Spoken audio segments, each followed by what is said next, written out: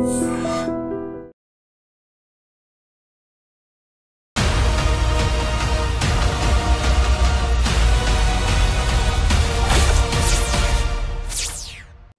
To crime victims.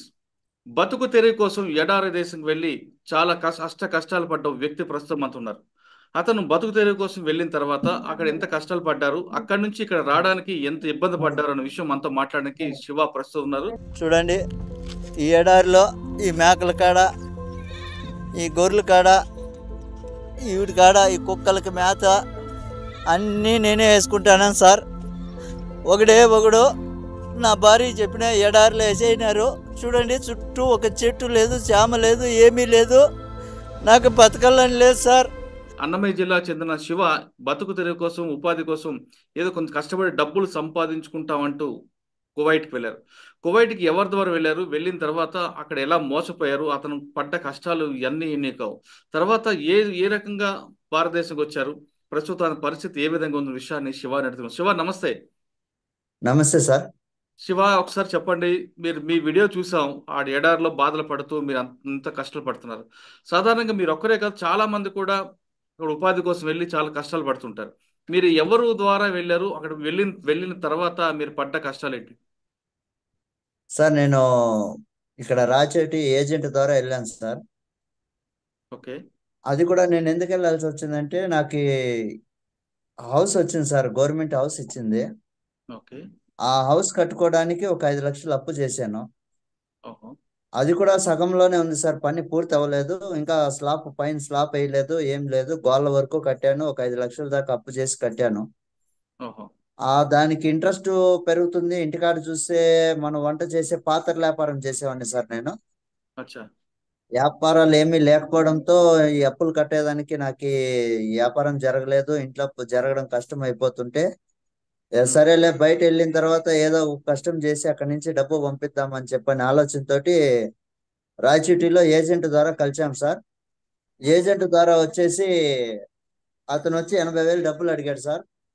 Okay. 80,000 డబ్బులు అడిగితే నేను ఒక 50,000 డబ్బులు ఇచ్చాను. 70,000 ఇస్తాను అన్నాను. లేదా 75,000 ఇవ్వాలన్నాడు అతను. సరే అని చెప్పని 50,000 డబ్బు ఇచ్చాను సార్. మిగతాది నేను అక్కడికి వెళ్ళిన తర్వాత నీకు జీతం పంపిస్తానని చెప్పాను. ఓకే. అతను సరే అని చెప్పని నాకు అతను అక్కడికి పంపించాడు. అక్కడికి వెళ్ళిన తర్వాత నాకు ఇక్కడ ఏం చెప్పాడంటే, గొర్రెలు మాత్రమే ఉంటాయి, ఇంకేం ఉండదు, ఓన్లీ గొర్రెలు మాత్రమే.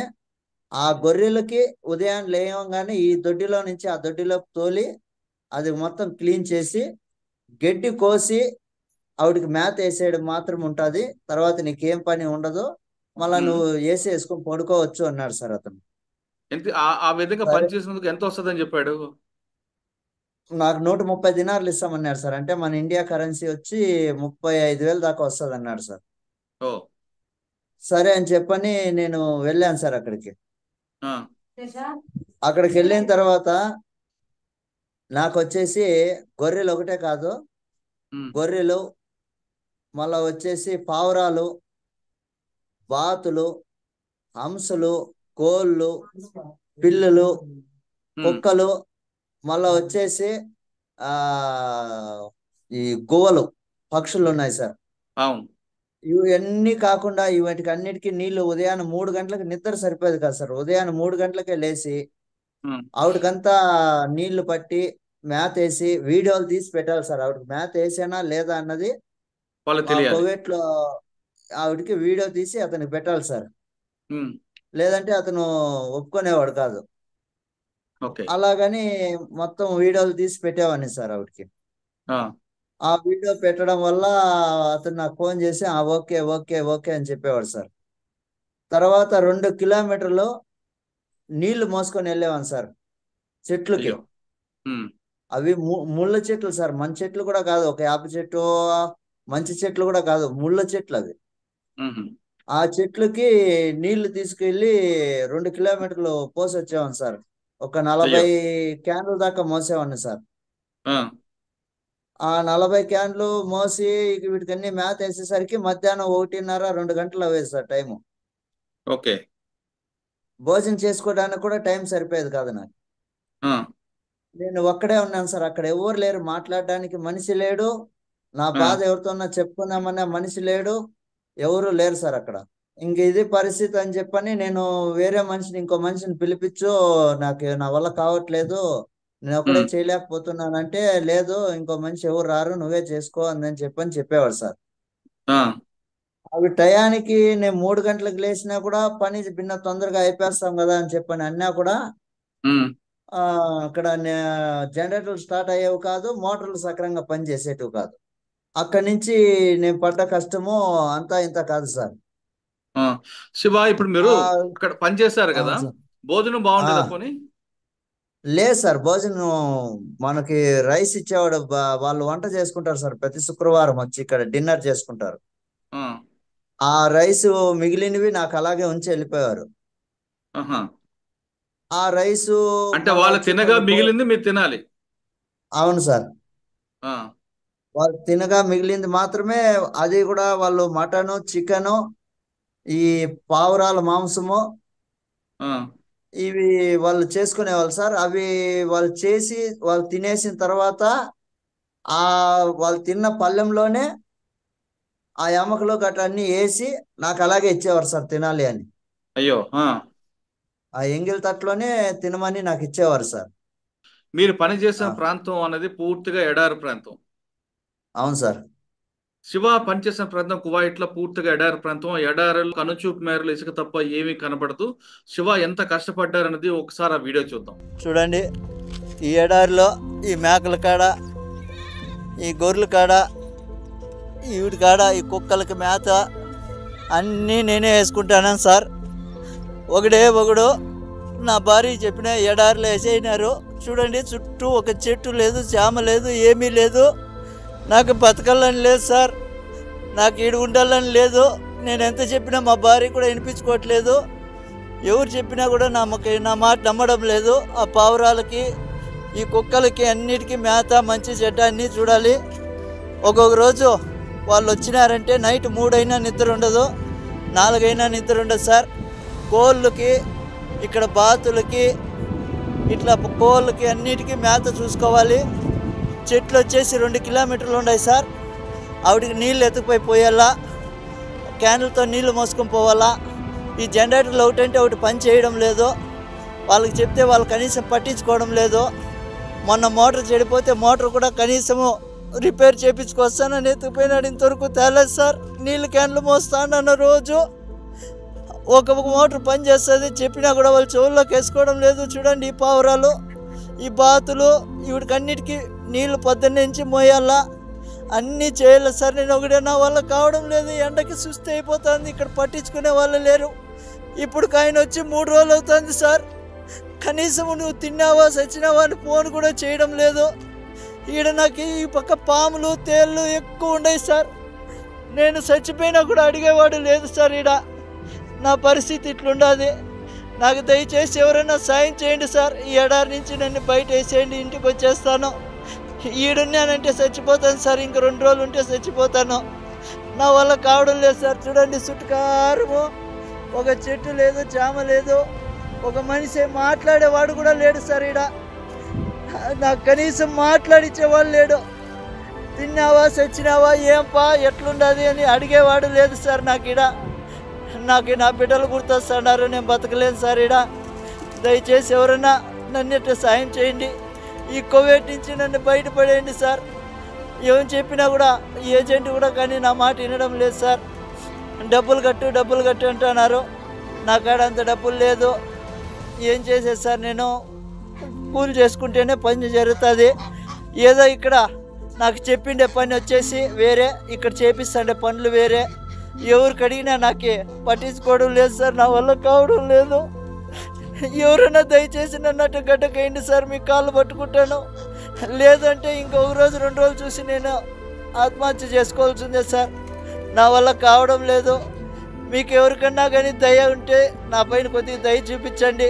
ఎందుకంటే ఇంటికి వచ్చి కూలో నాలో చేసుకునైనా బతుకుతా, కానీ ఇక్కడికైతే బతకలేను. నా వల్ల కావడం లేదు సార్.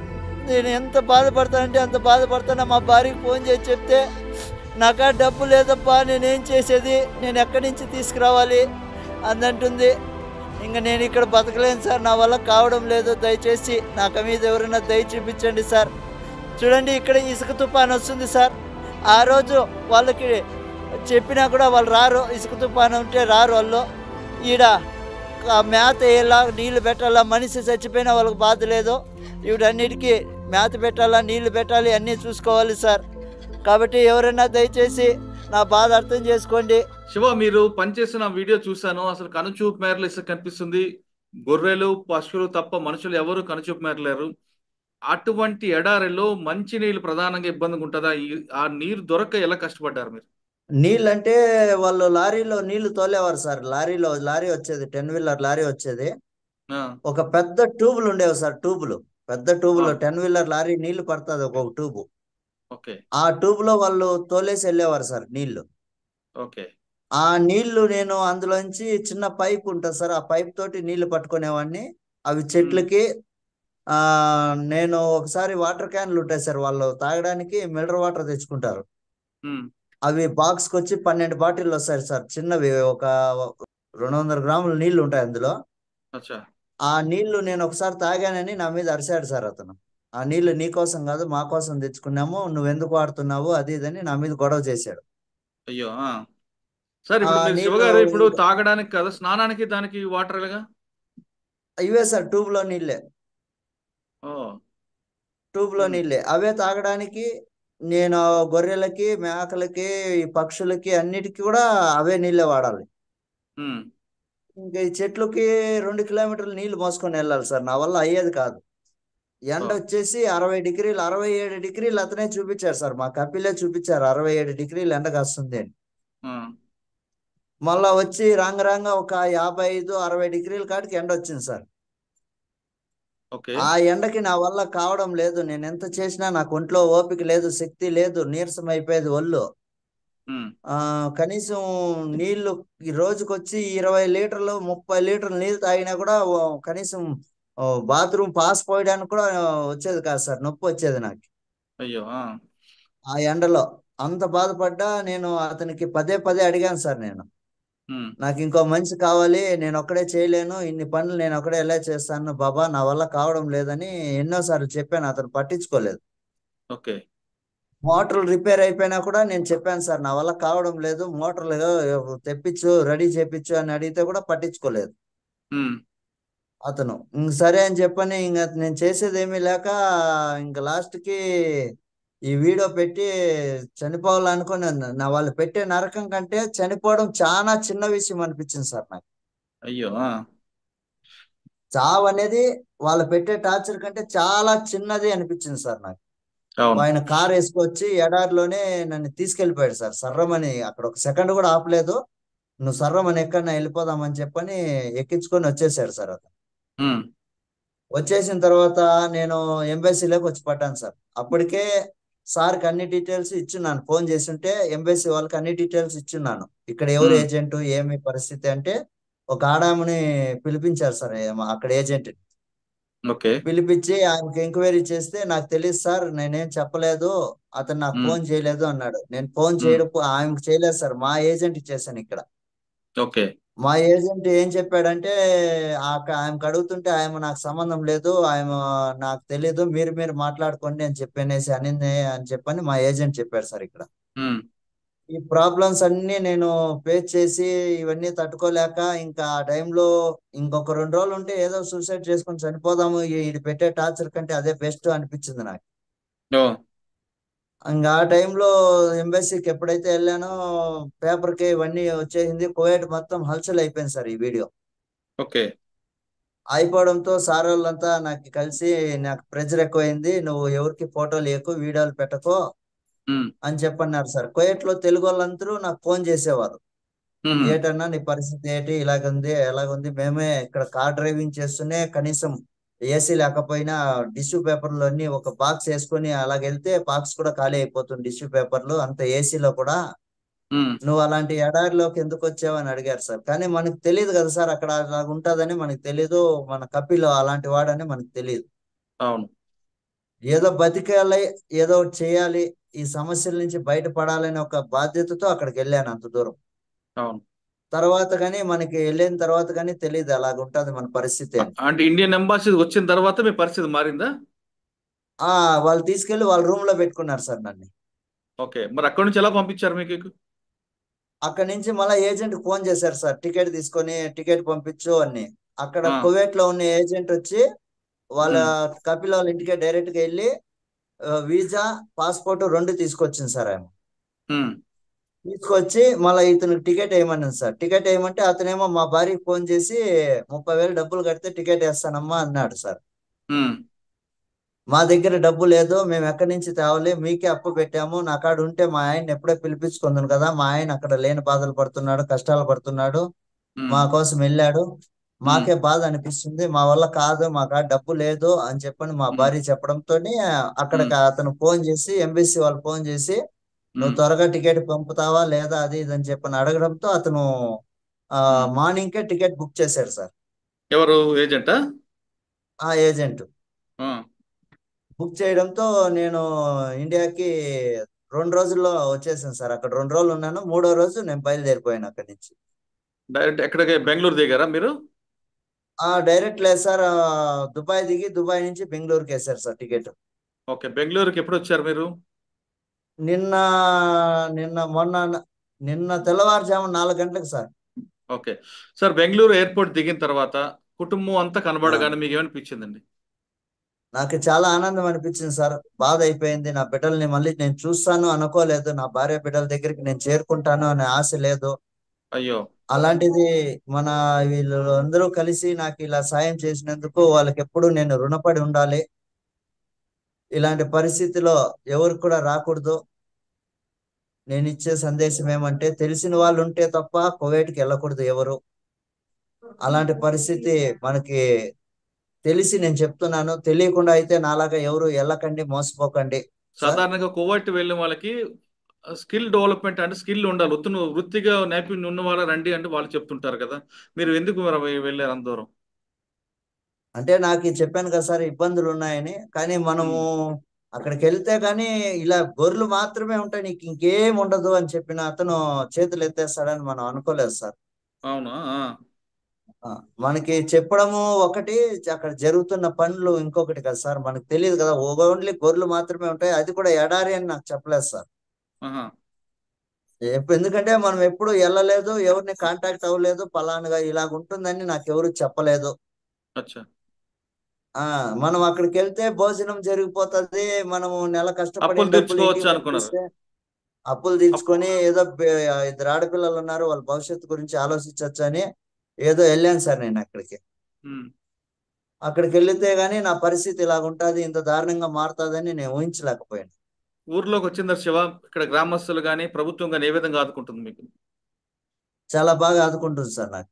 గ్రామస్తులు అయితే పలకరించి వెళ్తున్నారు, కొంతమంది అయితే ఏడ్చారు, ఎలాగుండేవాడు ఎలాగ అయిపోయావు నువ్వు మనిషి అందని ఉమ్. కొంతమంది ఏడ్చారు, ఇట్లే ఇండ్ల పక్కన ఉన్న వాళ్ళు గన. శివ, చివరిగా సార్ చెప్పండి. చాలా మంది డబ్బులు సంపాదించాలనో లేదా అప్పులు తీర్చుకోవాలనో దానికోసం వెళ్తుంటారండి. కావాలని అవును ఎవరు సార్. వెళ్ళరు. ఆ కష్టాలు భరించలేక వెళ్ళి తొందరగా బయటపడదాం మీలాగా అప్పుల నుంచి బయటపడడానికి. మరి కొంతమంది కొంచెం సంపాదించుకుందాని ఉద్దేశంతో వెళ్తుంటారు కుటుంబాల దూరంగా. ఆ అవును సార్. విధంగా వెళ్ళే వాళ్ళకి మీరు ఇచ్చే సమాచారం ఏంటి? నేను ఇచ్చే సమాచారం ఏంటంటే, నేను అక్కడ ఇండియన్ ఎంబసీ కాడికి వెళ్ళిన తర్వాత నేను చూడడం, నేను పలకరించడం, నాతో తెలుగోడని నేను అడగడం, మీరు తెలుగువారా అని అడగడం, అలాంటి వాళ్ళని చాలా మందిని కలిశాను సార్ నేను అక్కడ. ఉమ్, నేను వచ్చినంత వేగంగా అయితే ఎవరు రాలేని పరిస్థితి ఇదివరకు జరగలేదు. కానీ అక్కడ చాలా మంది నాలాగా బాధపడుతున్న వాళ్ళు ఉన్నారు సార్. నేను కలిసిన తర్వాత చూశాను. ఒకరైతే 5 రోజులైంది వెళ్ళి, డ్రైవర్ అని చెప్పి వంటీల దగ్గరికి వేసిన వాళ్ళని విన్నాను. ఉమ్. ఆ ఇండ్లలో పని అని చెప్పని గొర్రెల దగ్గరికి వేసిన వాళ్ళని చూశాను. ఓకే. డ్రైవర్ పనిని డ్రైవర్ తీసుకెళ్లి భోజనం భోజనం లేక, ఉమ్, భోజనం పెట్టక వాళ్ళని చూశాను.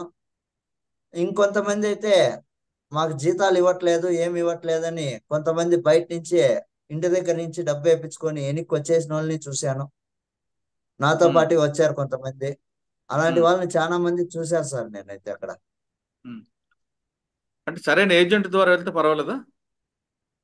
సరైన ఏజెంట్ అంటే మనకు అక్కడ తెలిసిన వాళ్ళు కానీ, మనం ముందు బాగా పని చేసిన ఇల్లు కానీ, మనకు ఉమ్, అక్కడ బంధువులు కానీ స్నేహితులు కానీ వాళ్ళ ద్వారా అక్కడ అతని జతలో అంటే ఆ మనిషితో మనం ఒక ఫ్రెండ్ కానీ ఉంటే ఆ ఫ్రెండ్ కూడా మనతో పాటు అదే ఇంట్లో ఉంటే వెళ్ళొచ్చు, కానీ కొత్తగా ఒక్కడివే అయితే కొత్త ప్రదేశానికి వెళ్ళకూడదు సార్. ఇక్కడ మీ అది నాకు కుటుంబం ఎంత తెలిసి బాధపడిందండి? చాలా నరకయాతన అనుభవించింది సార్. అక్కడి నుంచి మీ నేను భార్య ఫోన్ ఉన్నారా? మీ చేసి మీ మీ భార్య ఉన్నారా దగ్గరలో? ఆ, ఉన్నారు సార్. ప్రస్తుతం మనతో మాట్లాడడానికి శివ భార్య శంకరం మనతో ఉన్నారు. ఆమెను అడిగి భర్త గల్ఫ్కి వెళ్ళిన తర్వాత ఆవిడ పడ్డ కష్టాలు ఏంటి అడుగుతాం.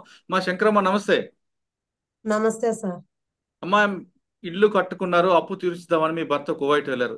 అంతవరకు ప్రశాంతంగా ఉన్న మీ జీవితం అప్పుల నుంచి బయటపడాలని మంచి ఉద్దేశంతో మీ ఆయన వెళ్ళారు, కానీ అక్కడ చాలా నరకం అనిపించారనే విషయం అని తెలుస్తుంది. అక్కడికి వెళ్ళిన తర్వాత ఇక్కడ మీరు పడ్డ కష్టాలు ఎలా ఉన్నాయమ్మా? ఇక్కడ మీరు అక్కడ డబ్బులు అడగడం, అక్కడి నుంచి డబ్బులు వస్తాయని మీరు భావించారు, కానీ ఇక్కడ నుంచి పంపాలన్న పరిస్థితి వచ్చి రావడం, ఇక్కడ కుటుంబం గడవడం, ఆ కష్టాలన్నీ మోసిన తల్లి నువ్వు, మహాతల్లివి. నువ్వు ఎలా భరించావమ్మా? మరి ఇంకా భరించకపోతే మరి ఎలాగ సార్? భరించాలి కదా. ఇప్పుడు అతను సంపాదించి పంపిస్తాను అని చెప్పాడు. అతన్ని అప్పు చేసి ఇక్కడ ఇంటి అప్పు చేసి అతనికి కోయేటికి పంపించాను. అక్కడ సంపాదించి పంపిస్తాడని ఒక ధైర్యంతో నేను కూడా ఇక్కడ రోజు కూలి పనికి వెళ్ళేదాన్ని. ఇంక అక్కడ జీతము డబ్బులు నెల అయిపోయింది కదా, జీతము వేయచ్చు కదా అని అంటే కూడా ఆ కపిల్ అనేటోడు జీతం వేయలేదంట. ఇంక మరి సరేలే ఎప్పుడు వస్తే తీసుకుందాంలే అని గమ్మున ఉండిపోయి నేను కూడా కూలి పనికి వెళ్ళేదాన్ని. నేను అక్కడికి వెళ్ళినాను, ఇలాగ అయిపోయింది, ఇక్కడ రావాలంటే నాకు అమౌంట్ 71,000 అవుతుంది నన్ను చెప్తున్నారు అని చెప్పినాడు. చెప్తే ఇక్కడ ఎవరు డబ్బులు ఇవ్వరు నని బాధపడ్డాను. బాధపడి ఇక్కడ ఉన్న సర్పంచ్ వాళ్ళకి వీడియో ఒకటి పెట్టాడు. అది అక్కడ ఉన్న సమస్య బాధ గురించి ఆ వీడియో పెడితే ఆ వీడియో కూడా నాకు సెల్లుకు రాలేదు సార్. నా సెల్లుకు రాలేదు. మళ్ళా మా అన్నయ్య ఏమ్మా ఫోన్ చేశాడు. ఏమ్మా మీరు ఎక్కడున్నారు, ఏం చేస్తున్నారు, ఇలాగ వీడియో వచ్చిందే, అతను ఎంత బాధపడతానాడే మీరు తెలుసుకోలేదా అని నన్ను అరిశారు. నాకు రాలేదని మొబైల్ సెల్లో చూస్తే ఈ వీడియో ఏం లేదు నా దగ్గర. మరి డబ్బులేం పంపావా? ఇక్కడ కుటుంబం ఎలా గడిచింది? కుటుంబం ఎలా గడిచిందంటే కూలికి వెళ్ళాను. ఇక్కడ సర్పంచ్ గారు 2 బియ్యం ప్యాకెట్లు సరుకులు తీసుకొచ్చి ఇచ్చారు సార్. కూలి పని మీద పిల్లల్ని సాక్కుంటూ వచ్చావు?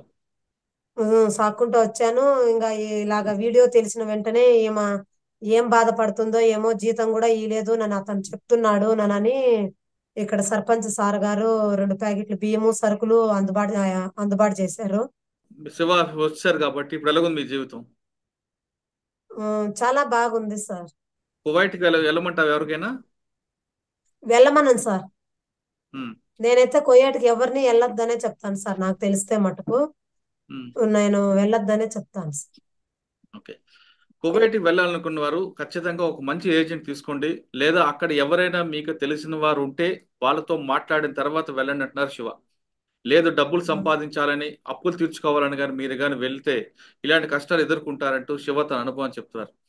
చుట్టూ కనుచూపు మేరల్లో ఎడారి ఉంటుంది, మధ్యలో ఒంటరి మనిషి, అక్కడ నీరు కూడా దొరకని ప్రదేశంలో అత్యంత దారుణమైన పరిస్థితులు శివ అనిపించారు. శివ చెప్తుంది తనకే కాదు లాంటి వాళ్ళు చాలా మంది కువైట్లో ఉన్నారు. వాళ్ళ డ్రైవర్కి ఉద్యోగం వచ్చి డ్రైనేజీలు కడిగే పరిస్థితికి వారు వస్తున్నారు. కాబట్టి 1-2 సార్లు ఆలోచించండి. మంచి ఏజెంట్ నమ్ముకొని వెళ్తే కువైట్ వెళ్తే బాగానే ఉంటది, కానీ అన్యాయంగా మారిగా లేదంటే వేరే దారిలో కానీ వెళ్తే కష్టాలు పడాల్సి వస్తున్నట్టు శివ తన అనుభవం చెప్పారు. కాబట్టి ఇది గల్ఫ్ వెళ్ళిన బాధితుడు శివతో ఎక్స్క్లూజెంటారు. వచ్చే వారం మరో గెస్ట్ మళ్ళీ కలుద్దాం. అంతకు నమస్తే. నమస్తే శివ, శంకరమ్మ ఇద్దరికి నమస్తే. మా ఇద్దరు బాగుండాలని, మీరు మరొకసారి మంచి జీవితం గడపాలని కోరుకుంటున్నాం. చూడండి, ఈ ఎడారిలో ఈ మేకల కాడ, ఈ గొర్రెల కాడ, వీటి కాడ ఈ కుక్కలకి మేత అన్నీ నేనే వేసుకుంటాను సార్. ఒకడు నా భార్య చెప్పిన ఎడారిలో వేసేసినారు.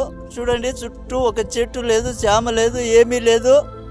నాకు బతకాలని లేదు సార్, నాకు ఈడు ఉండాలని లేదు. నేను ఎంత చెప్పినా మా భార్య కూడా వినిపించుకోవట్లేదు. ఎవరు చెప్పినా కూడా నా మాట నమ్మడం లేదు. ఆ పావురాలకి, ఈ కుక్కలకి అన్నిటికీ మేత మంచి చెడ్డ అన్నీ చూడాలి. ఒక్కొక్క రోజు వాళ్ళు వచ్చినారంటే నైట్ 3 అయినా నిద్ర ఉండదు, 4 అయినా నిద్ర ఉండదు సార్. కోళ్ళకి ఇక్కడ బాతులకి ఇట్లా కోళ్ళకి అన్నిటికీ మేత చూసుకోవాలి. చెట్లు వచ్చేసి 2 కిలోమీటర్లు ఉన్నాయి సార్. ఆవిడికి నీళ్ళు ఎత్తుకుపోయి పోయాలా, క్యాన్లతో నీళ్లు మోసుకొని పోవాలా. ఈ జనరేటర్లు ఒకటంటే ఒకటి పని చేయడం లేదు. వాళ్ళకి చెప్తే వాళ్ళు కనీసం పట్టించుకోవడం లేదు. మొన్న మోటార్ చెడిపోతే మోటార్ కూడా కనీసము రిపేర్ చేయించుకొస్తానని ఎత్తుకుపోయినాడు, ఇంతవరకు తేలేదు సార్. నీళ్ళు క్యాన్లు మోస్తానన్న రోజు ఒక మోటార్ పని చేస్తుంది, చెప్పినా కూడా వాళ్ళు చెవుల్లోకి వేసుకోవడం లేదు. చూడండి ఈ పావురాలు, ఈ బాతులు, ఇవిడికి అన్నిటికీ నీళ్లు పొద్దున్నే నుంచి మోయాలా, అన్నీ చేయాలి సార్. నేను ఒకటే నా వల్ల కావడం లేదు, ఎండకి సుస్థి అయిపోతుంది. ఇక్కడ పట్టించుకునే వాళ్ళు లేరు. ఇప్పుడు ఆయన వచ్చి 3 రోజులు అవుతుంది సార్. కనీసం నువ్వు తిన్నావా చచ్చినావా అని ఫోన్ కూడా చేయడం లేదు. ఈడ నాకు ఈ పక్క పాములు తేళ్ళు ఎక్కువ ఉన్నాయి సార్. నేను చచ్చిపోయినా కూడా అడిగేవాడు లేదు సార్. ఈడ నా పరిస్థితి ఇట్లుండదు. నాకు దయచేసి ఎవరైనా సాయం చేయండి సార్. ఈ ఎడారి నుంచి నన్ను బయట వేసేయండి, ఇంటికి వచ్చేస్తాను. ఈడున్నానంటే చచ్చిపోతాను సార్, ఇంక 2 రోజులు ఉంటే చచ్చిపోతాను. నా వల్ల కావడం లేదు సార్. చూడండి చుట్టుకారము ఒక చెట్టు లేదు, చామ లేదు, ఒక మనిషి మాట్లాడేవాడు కూడా లేడు సార్. ఈడ నాకు కనీసం మాట్లాడించేవాడు లేడు. తిన్నావా చచ్చినావా ఏంపా ఎట్లుండదు అని అడిగేవాడు లేదు సార్. నాకు నా బిడ్డలు గుర్తొస్తున్నారు, నేను బతకలేను సార్. దయచేసి ఎవరైనా నన్ను సాయం చేయండి. ఈ కోవిడ్ నుంచి నన్ను బయటపడేయండి సార్. ఏం చెప్పినా కూడా ఈ ఏజెంట్ కూడా కానీ నా మాట వినడం లేదు సార్. డబ్బులు కట్టు అంటున్నారు. నా కాడ అంత డబ్బులు లేదు. ఏం చేసేది సార్? నేను కూలి చేసుకుంటేనే పని జరుగుతుంది. ఏదో ఇక్కడ నాకు చెప్పిండే పని వచ్చేసి వేరే, ఇక్కడ చేపిస్తుండే పనులు వేరే. ఎవరికి అడిగినా నాకు పట్టించుకోవడం లేదు సార్. నా వల్ల కావడం లేదు. ఎవరైనా దయచేసి నన్ను అటు గడ్డకేయండి సార్, మీ కాళ్ళు పట్టుకుంటాను. లేదంటే ఇంకొక రోజు 2 రోజులు చూసి నేను ఆత్మహత్య చేసుకోవాల్సిందే సార్. నా వల్ల కావడం లేదు. మీకు ఎవరికన్నా కానీ దయ ఉంటే నా పైన కొద్దిగా దయ చూపించండి. ఎందుకంటే ఇంటికి వచ్చి కూలో నాలో చేసుకునైనా బతుకుతా, కానీ ఇక్కడికైతే బతకలేను. నా వల్ల కావడం లేదు సార్. నేను ఎంత బాధపడతానంటే అంత బాధపడతాను. మా భార్యకి ఫోన్ చేసి చెప్తే నాకా డబ్బు లేదప్పా, నేనేం చేసేది, నేను ఎక్కడి నుంచి తీసుకురావాలి అందంటుంది. ఇంకా నేను ఇక్కడ బతకలేను సార్. నా వల్ల కావడం లేదు. దయచేసి నాకు మీద ఎవరైనా దయ చూపించండి సార్. చూడండి ఇక్కడ ఇసుక తుఫాను వస్తుంది సార్. ఆ రోజు వాళ్ళకి చెప్పినా కూడా వాళ్ళు రారు. ఇసుక తుఫాను ఉంటే రారు వాళ్ళు. ఈడ మేత వేయాలా, నీళ్లు పెట్టాలా. మనిషి చచ్చిపోయినా వాళ్ళకి బాధ లేదు. వీటన్నిటికీ మేత పెట్టాలా, నీళ్లు పెట్టాలి, అన్నీ చూసుకోవాలి సార్. కాబట్టి ఎవరైనా దయచేసి నా బాధ అర్థం చేసుకోండి.